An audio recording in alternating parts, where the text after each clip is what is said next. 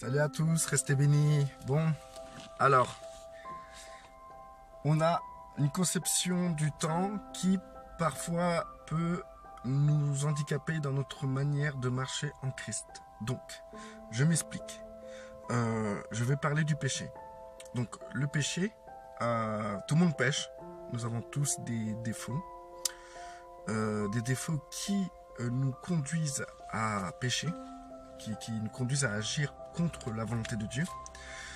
Tous les jours, sur 24 heures dans une journée, nous marchons à peine 20% d'une manière spirituelle. Donc les 80% de la manière dont nous marchons, c'est d'une manière charnelle. Donc qui dit la chair dit quelque chose qui est pas spirituel, qui est contre l'esprit, qui est contre Dieu. Donc du coup, notre manière de marcher charnelle est considérée par Dieu comme un péché. Ensuite, nous avons aussi des traits de caractère qui sont assez néfastes et mauvais et qui conduisent à faire du mal à notre prochain, ce qui est péché contre Dieu. Nous avons aussi nos désirs, nos envies personnelles que nous mettons avant Dieu. Cela est aussi un péché. Donc, le temps à avoir à quoi par rapport à ce que je vous raconte par rapport au péché. En fait, je parle par rapport au combat que nous devons entrer. Un combat contre le péché, contre la chair, contre notre caractère, contre nos désirs, nos convoitises, qui nous amorce et qui nous pousse à pécher, à aller, à faire selon notre volonté et non selon la volonté de Dieu. En gros, le péché est ce qui concerne une autre volonté que celle de Dieu.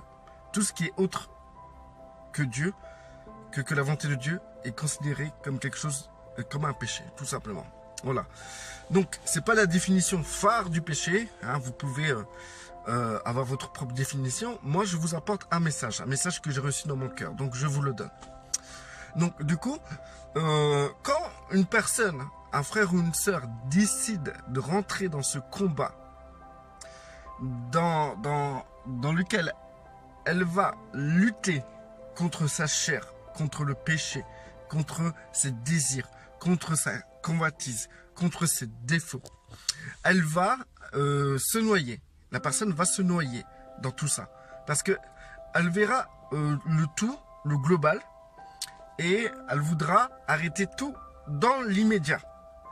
Et donc, du coup, elle va se retrouver dans une situation où humainement, il est très dur de supporter ce poids. Ça deviendra plutôt qu'une libération. Cette lutte deviendra un fardeau, un lourd fardeau dans lequel la personne va complètement être écrasée. Donc elle va lutter un jour, 2 jours, le 3e jour, paf, elle va se faire écraser par ces vilains démons et qui reviennent au galop. Et du coup, qu'est-ce qu'elle va faire? Elle va baisser les bras. Et elle va, à un moment ou à un autre, après un prêche sur Internet ou à l'église le dimanche, avoir un boost pour qu'elle puisse revenir dans la bonne lutte, dans la lutte qu'elle a perdue précédemment. Donc, tac, elle va recommencer à revoir tout ce qui ne va pas dans sa vie et d'un coup tout arrêter. Et le jour même, tout, elle aura pour objectif, à long terme, de ne plus faire ce qu'elle faisait et ce qu'elle considère comme un péché ou ce que l'Esprit Saint lui a montré, lui a convaincu que cela était péché. Donc, du coup, elle va tout prendre d'un bloc et tout régresser d'un bloc. Le problème, c'est que ça ne se passe pas comme ça. C'est pour ça que les gens se retrouvent une fois en haut et après en bas. Une fois en haut, après en bas. Une fois en haut. C'est un peu les montagnes, quoi, en fait. Hein, ça monte, ça descend, ça monte, ça descend. Et il y a aussi cette façon de faire qui est ne même pas vouloir rentrer dans un combat pour la simple et belle raison que les gens ont conscience de tous leurs défauts, de tout ce qui ne va pas dans leur vie, de toute la chair et le fait qu'elle n'arrive pas à marcher spirituellement ou très peu dans une journée. Elle va marcher 10% spirituellement et 90% charnellement. Et elle en est consciente. Et ou bien elle va fumer ou elle fait des choses qu'elle n'arrive pas à arrêter. Elle a des addictions, elle a des mauvaises habitudes dans la vie de tous les jours et elle a trop de choses à régler. Donc, qu'est-ce qu'elle va faire? Elle va se rendre compte de toutes les choses qu'elle a à régler. Et du coup, qu'est-ce qu'elle va faire? Elle va arrêter. Elle va même pas commencer à lutter. Elle va dire, ah, j'ai ça entre les mains de Dieu, c'est trop lourd, c'est trop dur pour moi, je ne peux pas supporter ce genre de fardeau. Si Dieu veut que je change, ben, il me changera parce que moi, je suis incapable de me changer. Et donc, du coup, il n'y a aucune lutte dans cette personne pour un changement potentiel qui est de rentrer dans la volonté de Dieu. Pourquoi, au départ de la vidéo, je parle du temps? C'est parce que, en fait, soit les gens veulent tout régler d'un coup, en un instant, ou les gens se rendent compte qu'en réalité, il y a trop de choses à régler, trop de choses à faire, et que quand ils s'imaginent qu'ils doivent résister 1 mois, 2 mois, 3 mois, 1 an, et même plus jamais refaire les choses qu'elle faisait charnellement et des choses qui lui plaisaient, ça la décourage parce que elle veut voir dans le futur, et dans le futur, c'est loin. C'est loin et c'est très loin. Donc, elle voit le temps comme un fardeau, comme quelque chose qui lui pèse, et que le fait de se priver des choses qu'elle aime, en plus de visionner l'élan du temps, la personne est vite découragée. Ce que je tiens à vous conseiller maintenant, donc je vais vous conseiller par rapport au temps. En fait, si vous voulez, comme je vous ai expliqué dès le départ, le problème qui concerne ce qu'on peut appeler péché, c'est il faut le mettre en une seule vision, c'est-à-dire en une seule pensée. Parce qu'on a tellement des pensées, on a tellement comment dire, on généralise tellement de choses, on a tellement de péchés à régler, que en fait, le mot péché, ça devient un mot très complexe dans notre vie. Donc pour régler déjà quelque chose qui est complexe en tant qu'humain, c'est très difficile. Maintenant, on va simplifier la chose. On va simplement dire que vous n'avez pas des péchés, vous avez un péché. Et ce péché n'est ni plus ni moins le fait que vous êtes dans une condition où vous n'êtes pas en accord ou réconcilié avec Dieu. Tout simplement. Tout ce qui est autre que l'accord et la réconciliation avec Dieu est considéré comme péché. Maintenant, on ne va pas rentrer dans les détails des multiples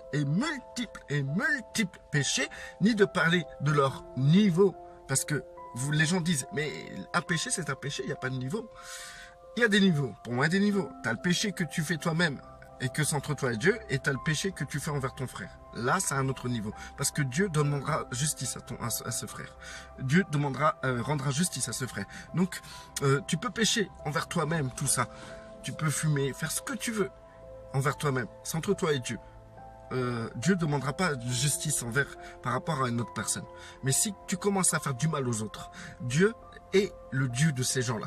Et donc, Dieu devra régler ce souci vite fait avec toi, par des moyens dont il peut utiliser et qui t'ouvrira les yeux et qui t'amènera à te confesser, à demander pardon à ton prochain, ou à te châtier, parce que Dieu châtie.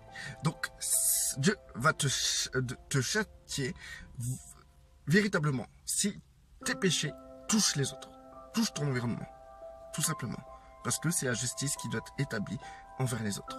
Donc, maintenant, ce que tu fais entre toi et Dieu, ça nous intéresse pas, c'est pas notre problème. Ça, c'est entre toi et Dieu.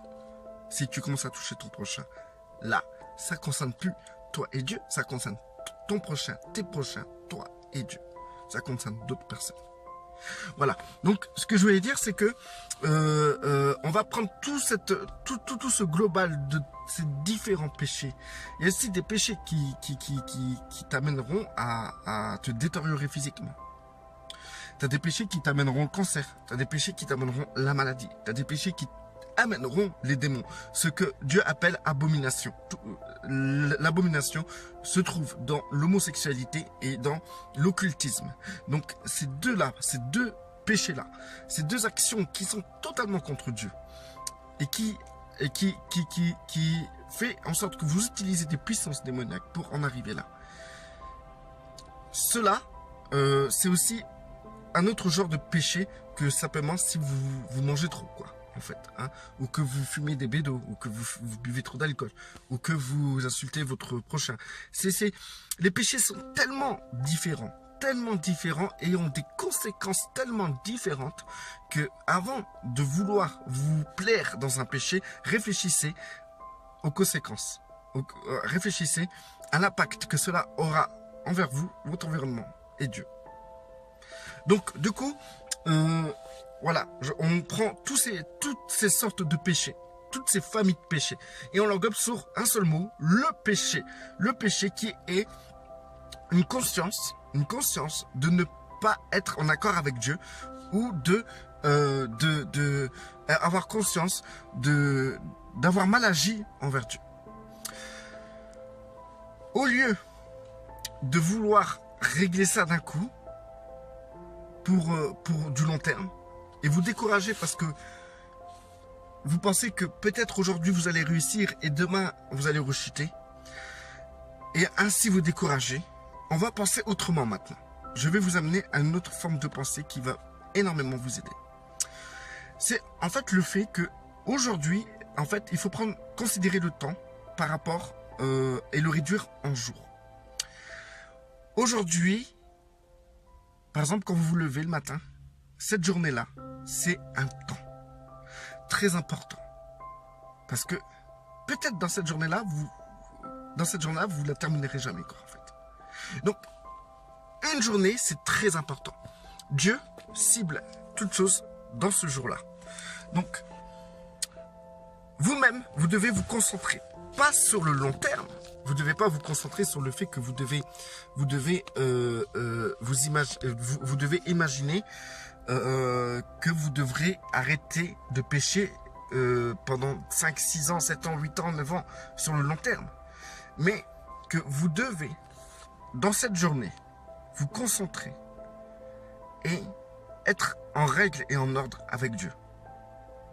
Dans cette journée, vous devez vous mettre en tête que si vous avez quelque chose qui ne convient pas à Dieu, ou que vous avez un comportement qui ne convient pas à Dieu, ou vous avez des gens à aller voir pour vous réconcilier, si vous avez des choses à régler, des frères ou des sœurs à reprendre parce que Dieu vous a parlé, si vous avez des péchés, genre la personne qui veut arrêter de fumer, au lieu de se dire oui, je vais arrêter de fumer, et se dire ouais, il faut que je résiste longtemps, eh ben, elle va se dire, je vais résister aujourd'hui. C'est aujourd'hui que Dieu veut marcher avec moi. Demain n'existe pas. Et n'existera sûrement jamais. Mais aujourd'hui, c'est aujourd'hui que ça se passe. Aujourd'hui, je dois être en règle avec Dieu. Demain, on verra. Si par exemple, ça t'est déjà arrivé de te mettre en règle avec Dieu dans la journée, et que le lendemain, tu rechutes, et que tu as fait ça plusieurs fois, ça crée en toi quelque chose, une pensée, dans laquelle tu vas te dire, ouais, mais ça sert à rien que j'essaye, j'ai déjà essayé, le lendemain j'ai chuté. Sache, frère et sœur, que le jour où vous avez pris la décision, ce jour-là était un jour béni, un jour complet avec Dieu, dans lequel vous avez été spirituellement béni avec Dieu. Vous avez été réconcilié avec Dieu. Toute cette journée-là était une journée parfaite. Le lendemain, lorsque vous avez rechuté, c'était plus... c'était pour Dieu, lui, il va pas dire ça fait 2 jours que tu as arrêté de fumer. Pour Dieu, c'est une nouvelle journée. C'est un nouveau moment dans lequel tu dois pouvoir être en équilibre avec le Père et le Saint-Esprit et notre Seigneur Yeshua. Donc, le lendemain, tu vas reprendre une cigarette, tu vas fumer. Je donne l'exemple de la cigarette, mais ça marche pour tout. D'accord? Tu vas fumer, ou tu vas regarder un film porno, ou tu vas manquer de respect à ta mère, ou tu vas faire ça. Au lieu de dire j'abandonne et ne plus lutter, rester dans cette contradiction, déjà par la volonté qui est au fond de toi de vouloir changer, et ta chair qui prend le dessus. Dans cet esclavage, au lieu de continuer dans cette manière de penser là, considérez que la nouvelle journée là, où vous avez chuté, n'a rien à voir avec la journée d'hier, où vous avez réussi. Cette nouvelle journée, c'est une journée où vous allez à nouveau marcher avec Dieu. Car Dieu marche au jour, au quotidien. Hier, ça compte plus. Demain, ça n'existe pas. Aujourd'hui, c'est là où tu dois être en règle. C'est là où tout se passe. Donc si tu as chuté, au lieu de dire j'abandonne, j'arriverai pas de toute manière, j'ai tenu 2 jours. Non, non. Tu réitères ce vouloir d'être en règle avec Dieu. Donc tu te repens, tu te relèves de ta chute. Et donc, cette journée que toi tu considères comme le 2e jour, Dieu, comme je vous ai dit, il n'y a pas de 2e jour. C'est chaque jour suffit sa peine. Donc, Dieu considéra que dans cette journée-là, tu as été en règle encore une fois. Il ne va pas considérer que tu as chuté. Il va considérer que tu es en règle encore une fois. Pas encore une fois, tu es en règle aujourd'hui. Tu es en règle aujourd'hui. C'est nous qui dirons encore une fois. Mais Dieu dit non, tu es en règle aujourd'hui. Il ne dira pas, j'espère que tu seras en règle demain. Il dira pas, ouais, tu as tes règles en règle hier et aujourd'hui, c'est magnifique, ça fait 2 jours. Il dira, aujourd'hui, tu es en règle. Aujourd'hui, nous allons marcher ensemble. Aujourd'hui, entre toi et moi, il n'y a rien. Tout va bien. Et le lendemain, pour vous, ça fera 3 jours. Mais pour Dieu, le lendemain est un nouveau jour. Les 2 jours d'avant ne font pas partie de son pronostic. Aujourd'hui, le 3e jour, que vous considérez comme 3e jour, ce jour-là, Dieu attendra de vous que dans ce jour nouveau, vous marchez à nouveau avec lui. Et donc, vous devez vous repentir chaque jour et combattre le péché au jour, sans considérer le lendemain ni la veille. Restez bénis, la vidéo va être trop longue après. Restez fort et de toute manière, les autres vidéos vont aller dans ce sens-là. Ne vous inquiétez pas si vous n'avez pas tout compris. Allez, restez bénis. Je vais compléter de toute manière tout ce que je dis. Restez fort et bénis.